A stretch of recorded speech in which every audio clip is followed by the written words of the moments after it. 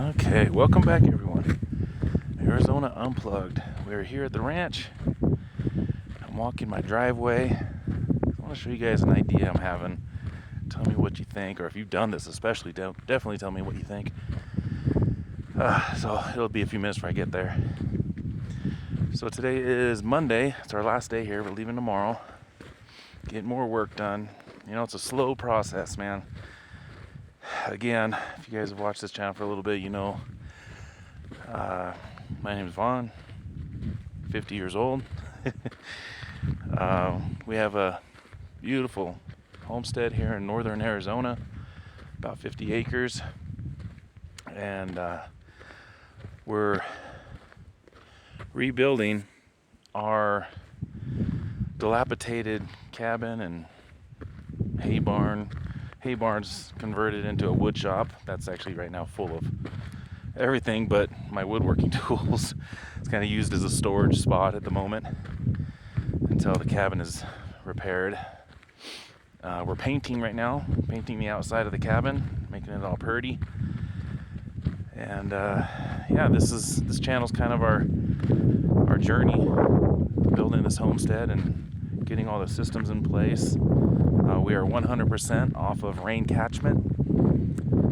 You know, when I tell people I have a place in Arizona, they, oh, it's too hot, man. What are you doing out there in the desert? This is not desert, guys. This is mountains. We're about 6,000 feet in elevation. We get snow every year. As a matter of fact, 2 weeks ago, a mere 2 weeks ago, it snowed on us twice while we're out here. And now it's beautiful, 80 degrees, but we are high up in the mountains, trees, as you can see. We're totally on solar power. We do have a few propane appliances for now. I'm gonna hopefully remedy that, you know, in the next year or two by doing what's called a biogas system. Biogas, making a biogas generator. That's gonna be a whole nother series, guys. So I'm walking down the driveway here of the homestead, and kind of more on the south side of my property at the moment. But I've got an idea. So I was sitting in the wood shop yesterday looking at all the clutter, all the equipment, tools, and welders, and all that stuff that I know I'm not going to need all the time in the wood shop. You know, it's primarily going to be making furniture and making cool stuff out of wood. And I don't need a lot of it in there. I mean, I got a cement mixer. I mean, why am I taking up space with a cement mixer when I use the thing maybe once or twice a year? So my idea is to get a shipping container, you know, a sea container, a small one, not a 40-footer, more like maybe a 20-footer. And I think I'm here at the spot I want to show you guys. Yeah. So here's my driveway. This goes out to the main road. Here's the driveway, goes up to the cabin. And here, I'll show you guys, I have this little hill. As a matter of fact, I've actually never been up here. You know, all the years we've had this place, I've never been physically on this spot. So let's go take a look at it. But my idea is to dig into the hillside here, cut a notch, and have a truck come and deliver a sea container, a shorty, 20-footer, right there in the hillside. Now I know, I've seen a lot of videos, a lot of people that do that. There's a process. You can't just, this is interesting. It's like a piece of an old tobacco tin. So this whole area, you know, 100 miles around me, this is all cattle ranch. Still is. And it's trophy elk area, so we have hunters throughout the generations. I found some of these before. I actually saved them. They're in the shop.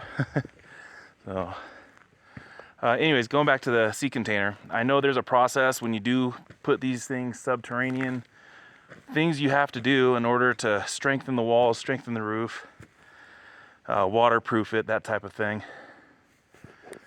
But I think right here, you know, of course I'll have to remove a few of these trees, but just cut a slot right here right here in this spot and shove it in there. It's real close to the road. It's obviously within walking distance to the shop. I can use it as like a pantry. What do you call it? A root cellar. When you build things underground, it tends to keep a nice, I believe 55 or 65 degrees, something like that. Correct me if I'm wrong, guys. While I'm up here, I'm just gonna go check this spot out. I've never been up here. Let's see what's over here. We got some scrub oak, juniper, of course, pinyon pine, of course. This is kind of cool. I see a lot of cattle track here on the ground. It's like a pathway for cattle. There's some spots right here, hoof prints. Wow, okay. Oh, so here's another, this spot might actually be better. It's lower here, you can see my driveway, it's lower. And there's no trees to remove. Wow, this would be even a better spot. Now I'm not talking, 10, 15 feet deep, guys. I'm talking maybe 2 feet. As far as 2 feet of earth over the roof of the container. So strength wise, I mean, I'm not gonna go crazy, but what do you guys think about this idea? I mean, a shipping container, subterranean shipping container, just to store, some long-term food storage, canned food, jarred food, dry food, stuff like that, and also some equipment. Maybe even do 2 containers, why not? Do 2 20-footers side by side right here. One for equipment and construction materials and whatnot, and the other one for food. That might be a better idea. The only problem here, guys, is I know up at the cabin where the solar panels are, you go down 2 feet and you hit what's called caliche. If you don't know what that is, I call it natural concrete. That's what I call it. You can keep your caliche. That stuff is hard as a rock. As a matter of fact, those 2-man post hole augers that you can get, the gas powered? I tried that. With emphasis on the word tried. Didn't work. I went in about 2 inches and it just, all the rock, and then when you hit that caliche, it's just over. Mini excavator, it takes so much time just to scratch at this stuff just to make an impression. That's why I'm hoping here on the hillside, it's going to be a lot softer dirt, with more earth movement, stuff like that. A lot of roots growing through it to break up the soil. So that's what I'm thinking. What do you guys think about this idea? I mean, it'd be a great segment to the channel. Show you guys how I do it, how I would do it. I've never done it before, but I've seen it done on YouTube videos. What is that? Something weird. Okay. So anyways, just wanted to show you guys that. If you think that'd be some interesting content, if that's something you'd like to see, of course this wouldn't happen for at least a year or 2. I got so much stuff I got to do. Once we move in, one of the very first things we're going to do is get our garden beds together. We're going to do raised garden beds. We're going to plant orchards, have lots and lots of trees, fruit trees. And man, this would be an awesome site for a little cabin. Look at this view. Beautiful, right? Beautiful view. This would be a nice spot for a little tiny house. Yeah. Oh, birds are singing to me. So yeah, that's a good spot right there. I think that's actually a better spot than this first one. I'm just curious. Again, I've never been over here. I want to see what's over here. Take you guys on a little hike. Again, this is our last day. Beautiful weather, man. This is perfect weather for me. Not too hot because I'm well insulated. And it's definitely not cold. There's like a clearing over here. Here, I'll take you with me. You can see we have plenty of stone. Oh, there's some deer scat. Again, I've never been on this part of the property before. Here's a little clearing. Boy, this almost looks like a campsite. And very well could have been, who knows. Again, some more cow track. I know if the wife was out here, she probably would have already found an arrowhead, an obsidian arrowhead. She's pretty much the family expert on finding those things. She's found 2 already. I'm gonna start heading back up to the cabin area, guys, just for the simple fact I did not bring my pistol. That is unlike me, but I just got done repairing a water line in the cabin, and I was like, oh, let me go do a quick walk around, quick video, and I forgot to go grab my pistol, which is not a smart thing out here. We have plenty of wildlife that would love to have me for dinner. Bear, mountain lion, bobcat. We're getting into snake season.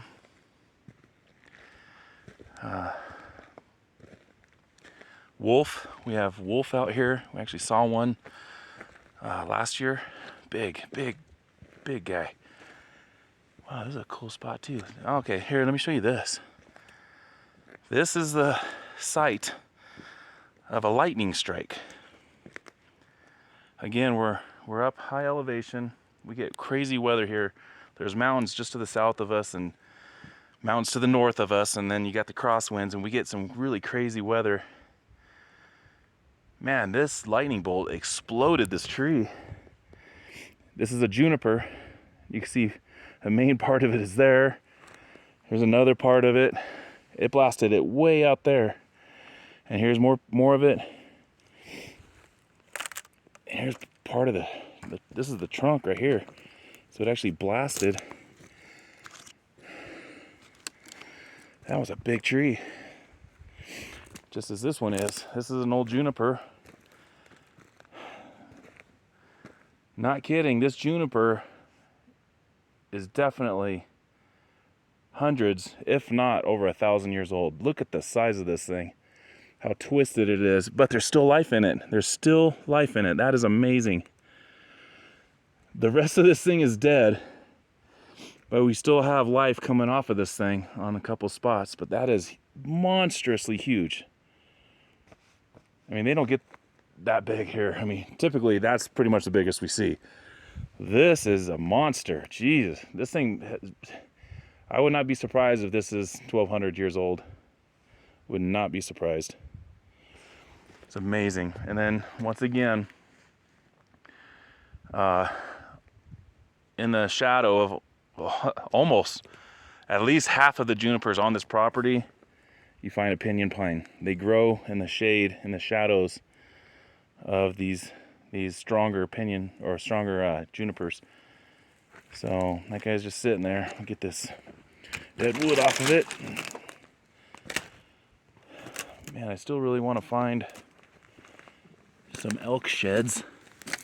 A lot of times you'll find elk sheds next to a tree, laying on the ground, because they use the trees to scratch and kind of knock them off. So this would definitely be a spot to find them. All these years I still haven't found one. So they blend right into these sticks. They're white, they're bone looking, just like the elk shed, elk antlers. So we're coming up to a dry creek bed. When the monsoons hit, these are full of water. You get little waterfalls all throughout the property.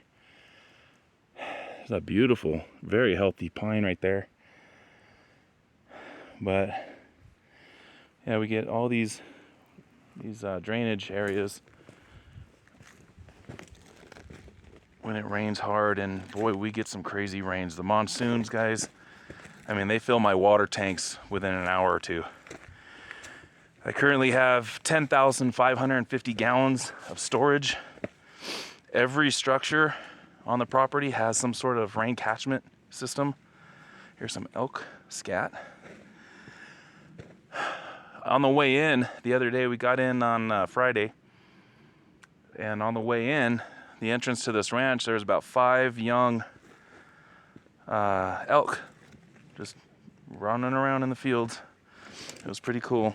Oh, almost fell. Interesting colored rock.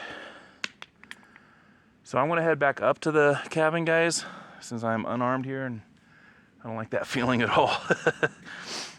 Again, that's pretty rare for me, but just, you know, those things, they just slip your mind sometimes, especially when you're super busy getting stuff done. Unfortunately, this is our last day here. I'm going back to California after this tomorrow. Until the next time. I'm trying to convince some of the workers here to come and spend more time. This is a real pretty flower, look at that. Doesn't really smell like anything. I don't know what it's called. It's really pretty purple. See if they'll zoom in here. Real pretty. A little clump of it here. Huh, look at that. A sitting rock. Sweet. Perfect. Have a seat.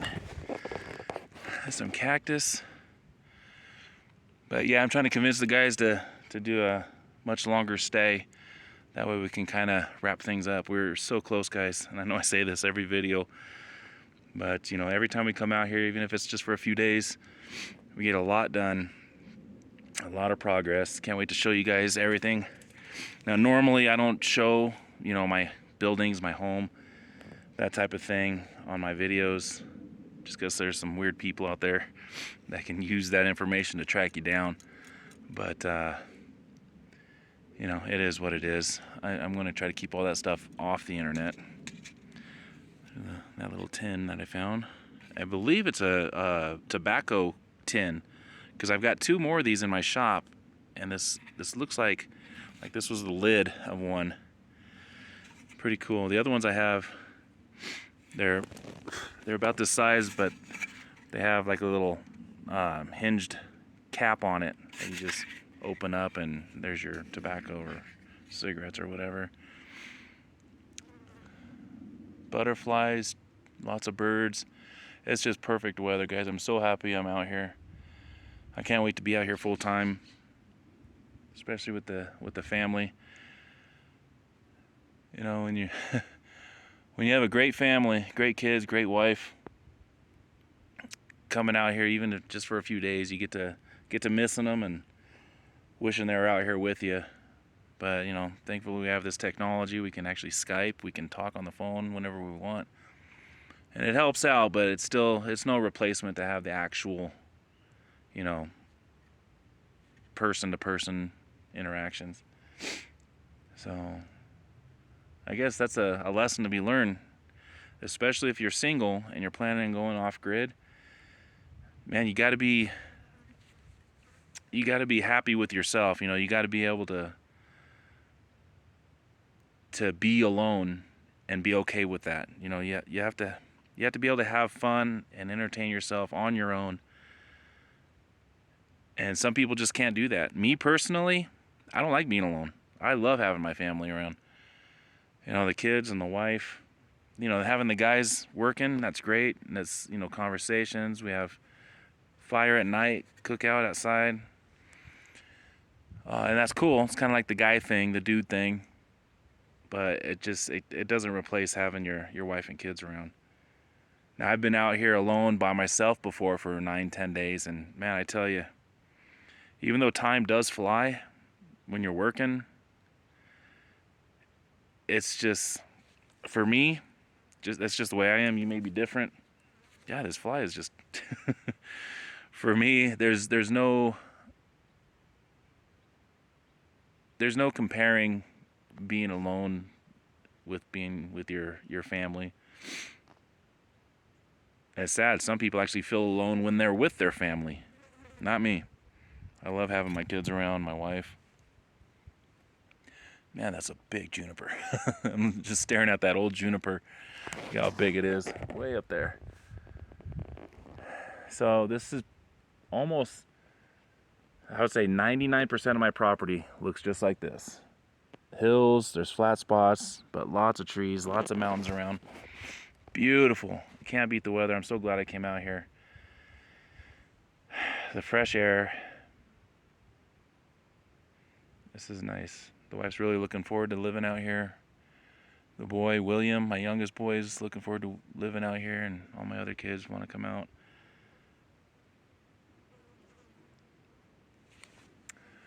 So, yeah, lots of flies.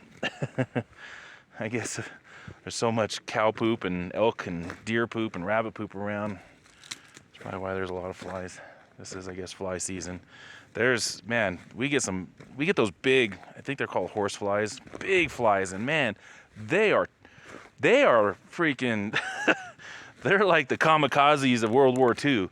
They'll just zoom down and bomb you, and man, they're big, and they're aggressive. But usually it only lasts about a month, and then fly season is over. And I guess every animal, every living thing has its place, right? In nature, they have their purpose.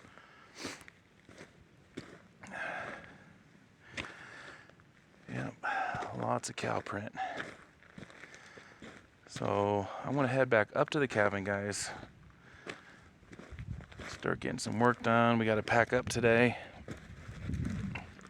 There's a little deer track. Little deer track. We're packing up today. We always like packing up on the last day before we leave, not the day that we leave, just because it just kind of sucks having to wake up and then you're packing stuff when you want to just get out. We always stop at a restaurant on the way out and have breakfast. So we're all hungry, we all want coffee and food. So we pack up. We'll be packing up tonight. There's not a whole lot. A couple boxes of tools, ice chest, stuff like that. So the driveway is just right here to my left. I'm just kind of going off-road a little bit just so I can see what's over here. Again, most of this property, I mean, I've been around most of it, but I haven't really spent a lot of time looking and exploring. It's just been kind of walking or hiking. It's kind of cool to get into the trees like this. So yeah, there you go, guys. Thanks for hanging out with me for a little bit. No elk sheds here either that I can see, but you can tell, you see something like this, I mean, it looks like an elk antler, right? It's just everywhere, so it just blends in. But yeah, it is a beautiful day, guys. Thanks for sharing your time with me. If you haven't done so, please consider subscribing to this channel. Oh, by the way, we have reached a milestone, 601 subscribers. That's pretty awesome. That is pretty awesome. I mean, it doesn't compare to these homestead channels that have 80, 90, 100,000. But, you know, you got to start somewhere, right? They were at 600 at one time as well. So if you like this kind of content, consider subscribing. There's going to be a lot more once we move out here. You know, a lot more homesteady stuff, not just taking walks in the woods. But I did want to throw that to you guys about that underground sea container thing. Just walking uphill here. Nice shade spot. Oh, that's a beautiful spot too. And just right off my road. It's amazing. You drive up and down this road every day, and you don't realize 30 feet in, you got some really cool. I mean, look at this juniper. It grows up and does a 90-degree bend. You know, you can tell which way the wind was blowing, right? Again, that's probably 7 or 8 foot diameter, you know, total feet around trunk. So that thing's many, many, many years old. Amazing. Amazing. Now, these trees were here that long. So, anyways, thanks for hanging out, guys. I'll see you on the next one. Once again, if you like this kind of content or the homesteading type of thing, I promise there will be more homesteady stuff in future videos, but not today. Today's just a walk and checking out a spot for some underground storage containers. If you have any questions, comments, what have you, put it down in the comments box, and we'll see you on the next one. Prep and Thrive.